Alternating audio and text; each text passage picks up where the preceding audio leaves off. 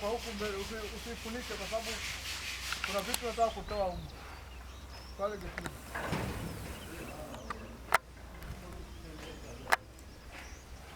Hata hapo.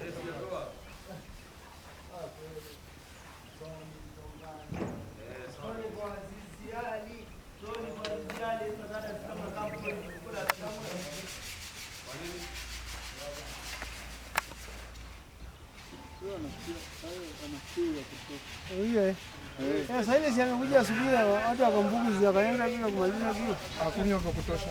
Hakunywa ndio maana karibu. Na wewe bila kushika maji hivi. Haendi. Alafu ni afadhali kama hivi kilo moja. Ukishawatoonyesha watu hapa na kunywa maji gani? Ala? Bila kubendelea.